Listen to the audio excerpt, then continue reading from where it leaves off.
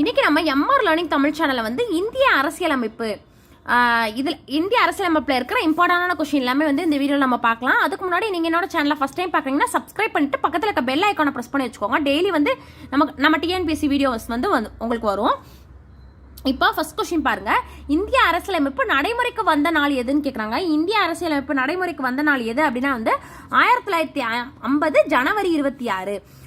இந்திய உச்சநீதிமன்றம் அமைந்துள்ள இடம், இந்தியாவில் வந்து உச்சநீதிமன்றம் வந்து எங்கே அமைஞ்சிருக்கு அப்படின்னு கேட்குறாங்க. டெல்லியில் வந்து அமைஞ்சிருக்கு உச்சநீதிமன்றம், டெல்லி. தேசிய பாடல் வந்தே மாதத்தை இயற்றியவர் யாரு? தேசிய பாடலான வந்தே மாதரத்தை இயற்றியவர் யாரு? பங்கிம் சந்திர சாட்டர்ஜி. பங்கிம் சந்திர சாட்டர்ஜி அப்படின்றவர் தான் வந்து வந்தே மாதரத்தை வந்து இயற்றியிருப்பாரு. தேசிய பாடல் எந்த மொழியில எழுதப்பட்டுச்சு? தேசிய பாடலான வந்தே மாதரம் வந்து எந்த மொழியில எழுதப்பட்டுச்சு அப்படின்னு கேட்டிருக்காங்க. எந்த மொழியில எழுதப்பட்டுச்சு அப்படின்னா வந்து சமஸ்கிருதம். அடுத்து தேசிய கீதம் யாரால இயற்றப்பட்டுச்சு அப்படின்னு கேட்குறாங்க. தேசிய கீதம் வந்து ரவீந்திரநாத் தாகூர். ஃபர்ஸ்ட் என்ன பார்த்தோம்? தேசிய பாடல் வந்தே மாதரம் அப்படின்னு பார்த்தோம். அடுத்து தேசிய கீதம் வந்து ரவீந்திரநாத் தாகூர் வந்து இயற்றியிருப்பாரு. தேசிய கீதம் முதலாக எப்போது பாடப்பட்டுச்சு? எப்போ தேசிய கீதத்தை முதலாக பாடினாங்க அப்படின்னா வந்து 1911 டிசம்பர் வந்து 27ஆம் நாள் வந்து பாடினாங்க. இந்திய அரசியல் நிர்ணய சபை எப்போது அமைக்கப்பட்டது அப்படின்னு கேட்குறாங்க. எப்போது இந்திய அரசியல் நிர்ணய சபை வந்து அமைக்கப்பட்டுச்சு அப்படின்னா வந்து 1946. இந்திய அரசியல் அமைப்பு வரைவு குழுவோட தலைவர் யார் அப்படின்னு கேட்குறாங்க. யாரு இந்திய அரசியலமைப்பு வரைவு குழுவோட தலைவர்?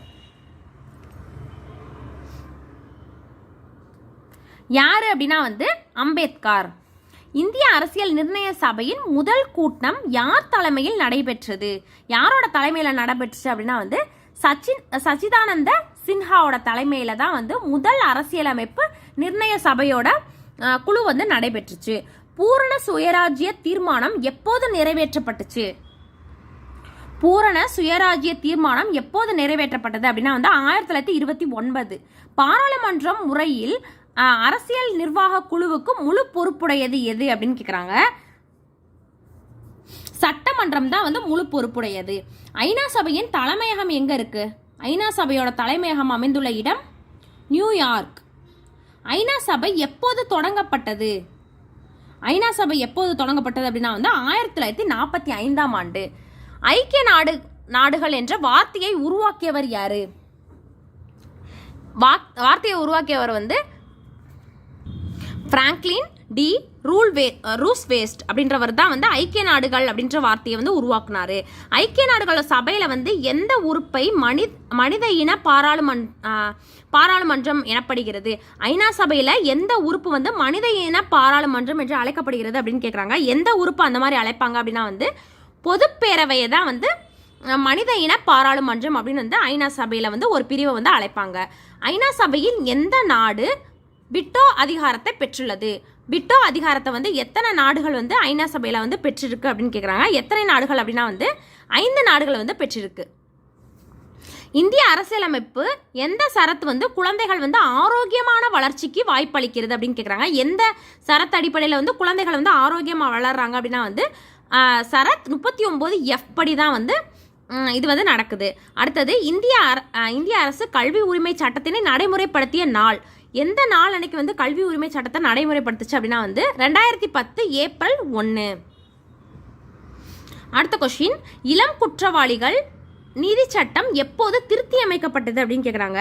எப்போ திருத்தி அமைச்சிருப்பாங்க அப்படின்னா வந்து 2000 தான் வந்து இளம் குற்றவாளிகள் நீதி சட்டத்தை வந்து திருத்தி அமைச்சிருப்பாங்க. அடுத்தது தமிழ்நாடு ஈவ் டீசிங் தடை சட்டத்தை வந்து இயற்றிய ஆண்டு.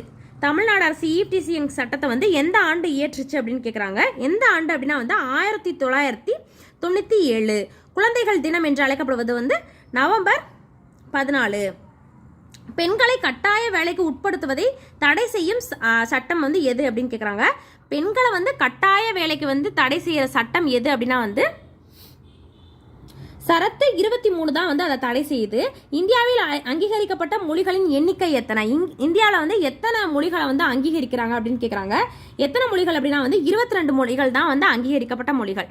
தேசிய ஒருமைப்பாட்டு தினம் எது அப்படின்னு கேட்குறாங்க. தேசிய ஒருமைப்பாட்டு தினம் அப்படிங்கிறது வந்து நவம்பர் 19. இதில் வந்து நிறைய இம்பார்ட்டன்டான கொஸ்டின் பார்த்தோம். அடுத்தடுத்து வர வீடியோஸில் வந்து நிறைய இம்பார்ட்டன்டான கொஸ்டின்ஸ் வந்து பார்க்கலாம். சேனலை சப்ஸ்கிரைப் பண்ணிட்டு பக்கத்தில் இருக்க பெல் ஐக்கானை ப்ரெஸ் பண்ணி வச்சுக்கோங்க. அடுத்த வீடியோவில் பார்க்கலாம். தேங்க்யூ.